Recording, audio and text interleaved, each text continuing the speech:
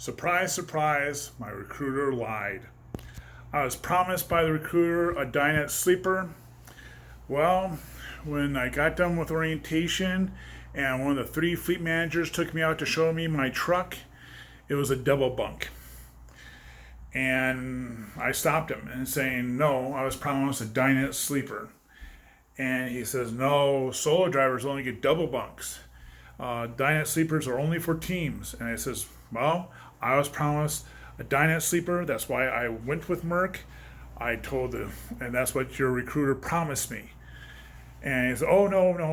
And I said, no, listen. He said that he talked to a fleet manager, told him what I was thinking, wanting. The fleet manager described to him what a dinette sleeper was, that they had several, and that I would have one when I got there. That's what he said. And the fleet manager says, well, there's only three fleet managers here. I'm one of them. I've never heard any of this. And if any of the other fleet managers heard anything like this, we would have told you that they're for teams only. And I says, well, that's not what I was told. And he said, well, tell me what the recruiter's name is. Gave him the name, and then he went inside and called. I was outside with the yard truckers, milling around. They're out there smoking, and they're going, what's going on? And then I told them what's going on. A while later, he came on out, and he says, well, I talked to this recruiter, and he said, no, he didn't say he talked to a fleet manager. He talked to another recruiter. And he says, no, bullshit. He told me he talked to a fleet manager. I know the difference between a recruiter and a fleet manager. He said that he had talked to a fleet manager, and that's what I was promised. And that's why I picked Merck over the four other companies I was considering. He went back on in. And then I eventually came on in. And at this time, at the same time that this is going on, I'm getting a loan finalized from my bank and having money transferred to my girlfriend's bank account. Just a very stressful time for me. The guy comes on out. He says, your recruiter's going to call you. And if he doesn't call you after a while, you should call him. Okay. So I waited a while. And again, I'm trying to take care of this, finalizing this loan, etc. And by that time, I was getting the wire transfer done and all the hassles that go with that. And after I get that done, then, the recruiter still hadn't called me, so I called him, and then he lies to my face. He said, I never promised you that. And I said, yes, you did. I said, I told you that's the reason why I picked Merck over all the others. It's because you promised me a dinette sleeper. I mean, you guys weren't even offering me the most money, And he said, oh, no, it's like this. And then I said, and you told me you talked to a fleet manager, and the fleet manager just told me that you told him you talked to a recruiter. Oh, yeah, I talked to a recruiter, not a fleet manager. You told me you talked to a fleet manager. You told me that he described what was there. You told me that they have plenty of dinette sleepers here, and that there should be no problem with me getting one. Okay? And that on promise of me getting one is why I picked your company. Oh, no. And then he tried to have me look. He said, well, I need you to go look at this email I sent you on November 17th. This was the second counteroffer he made to me. And I says, yeah, I know that one. But then you called, I think it was only a couple of days later, and made me another counteroffer. And I told you, well, I'm looking at a dinette sleeper. And he said, oh, we can get you a dinette sleeper. No problem. Talking to me like, oh, buddy. And this is, oh, no, I never said that. What does this guy think? Does he think I'm an idiot? I can't remember what happened less than a week ago? Not even a week ago, less than 3 days ago? 2 days ago?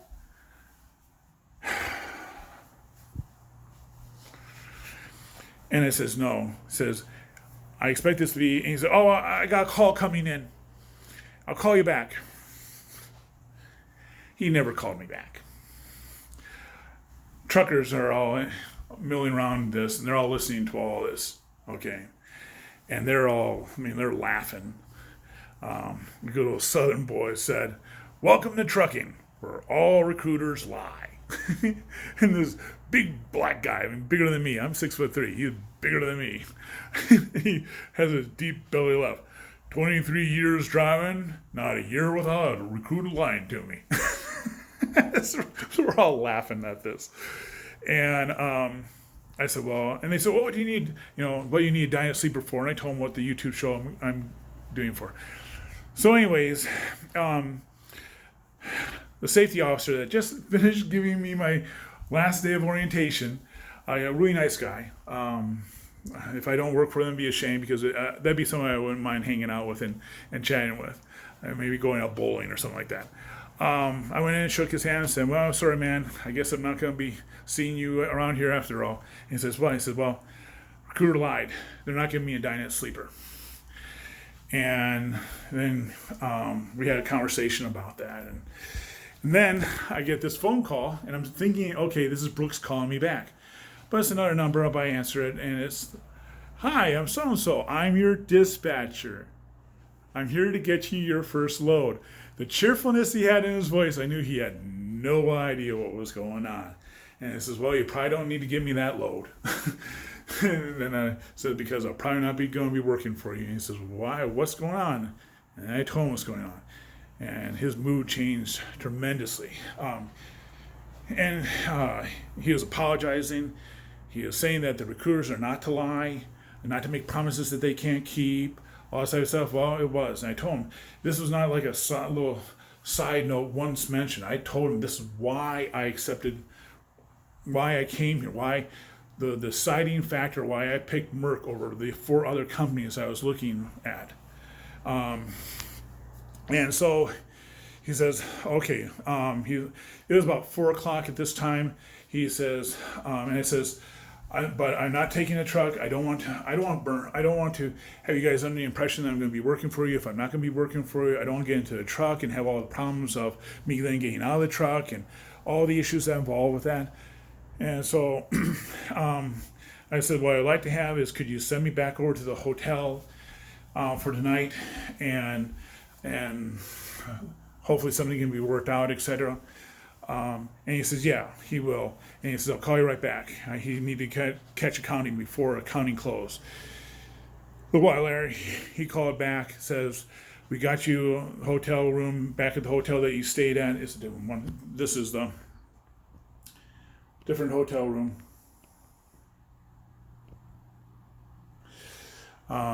This is actually on the other side of the hallway.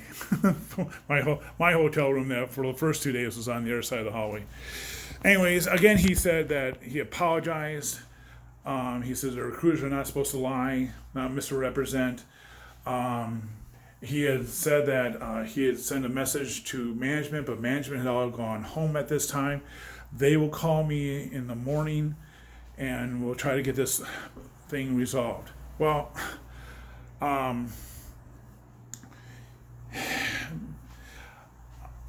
in between his first phone call and the second phone call, I gave a call to the owner of a company who I talked to. If you've seen earlier videos on this channel, he had called me the day before while I was doing the first day of orientation, and he had a truck that he had ready for me, and you can watch that one. But basically, I called him back, says, is that offer still good? And he says, yes, it is. I said, okay, let me tell you what's going on right now. My recruiter lied, and I told him in a very condensed form, more condensed than I'm telling you in this video, what went on. And I says, could you hold on to that truck? He said, oh yeah, it's already empty. He's already out of the truck. I'll hold on to it until Friday. I won't look for another driver. Give me a call on Friday and let me know what you decide. Really good. I mean, what a good way, if I'm going to go work for that company, to have him being willing to see if this company is willing to correct this problem. So I stay with here. So then that was great. Reduced a lot of my stress, even though I had standing offers from 3 other companies that if I didn't go with this company, all their offers or standing offers come back. But this one I just talked to, actually, if he had gotten hold of me earlier, I would have gone with him. I would have picked him out of the 5 at that time I was selected. So I'm not going down. I'm not losing going with our company, I'm not losing any money going with them as opposed to Merck. If I stay with Merck, I would actually be making less money than I would with that company. But again, I went with Merck because they promised me a Dynet sleeper so I can do this YouTube channel. Anyways, then the dispatcher called me back. I got a ride back to this hotel from a fleet manager, and he asked me, why do you need a Dynet sleeper? So I told him what I want to do with this channel, etc. And that Nadia, in marketing was all in favor of it, and they wanted me to film, my first day of orientation, all this type of stuff. Well, I tell you what, wow. Okay, I would never have guessed that this would be one of the videos I'd be making. Just wow, just a totally unbelievable day. But this is one video again we're going to be making. Now, I'm not down yet on Merck. This can only just be because of one person. And they could still make up for it, but I am still expecting a Dynet sleeper. I don't care if that's only for driving teams, which makes no sense. Okay, seriously makes no sense.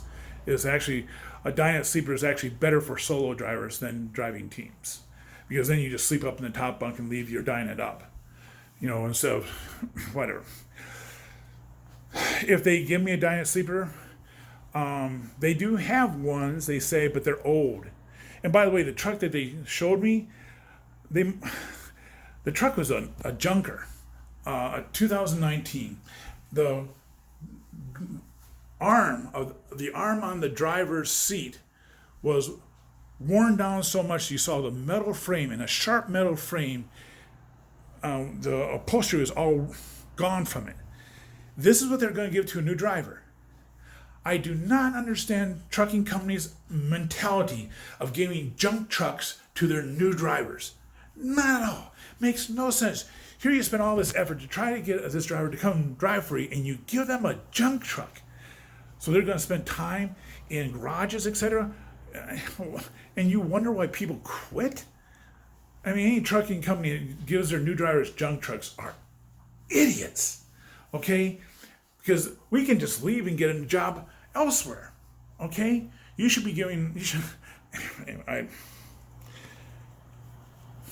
So if they give me one of their junk trucks that they're trying to get rid of, they're trying to pawn off onto their company drivers to lease it to them or sell it to owner operators.